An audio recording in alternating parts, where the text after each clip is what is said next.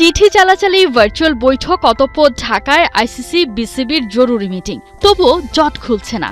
ক্রমেই বাড়ছে অনিশ্চয়তা।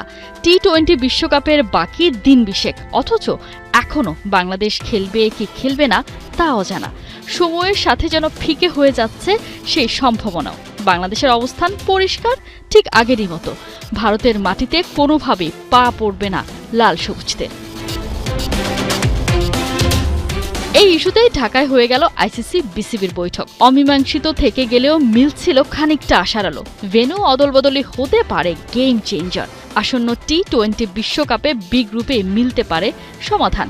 এই গ্রুপে আছে স্বাগতিক শ্রীলঙ্কা, অস্ট্রেলিয়া, জিম্বাবুয়ে, ওমান আর আয়ারল্যান্ড, যাদের সব ম্যাচ শ্রীলঙ্কায়। আর এই সুযোগটাই কাজে লাগাতে চেয়েছিল বাংলাদেশ। আয়ারল্যান্ডের সাথে নিজেদের গ্রুপ পরিবর্তনের কথা আইসিসিকে জানায় বিসিবি। মূলত ভারতে যাওয়া এড়ানোর একটা উপায় হিসেবেই গ্রুপ পরিবর্তন নিয়ে ভাবা হয়।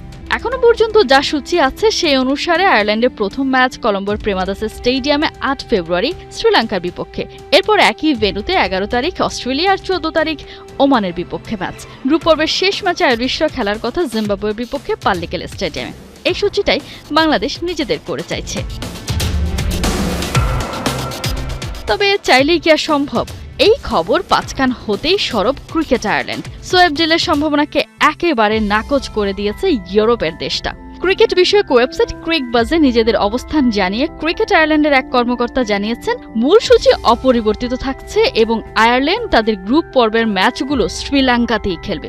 এমন নিশ্চয়তা তারা নাকি পেয়েছে খোদ আইসিসির কাছ থেকেই। বাংলাদেশের হাতে এখন অপশন বলতে জিম্বাবুয়ে আর ওমান। আসছে সপ্তাহে নাকি সিদ্ধান্ত জানাবে আইসিসি। কোন পথে মিলবে সমাধান এখনো কেউ জানে না।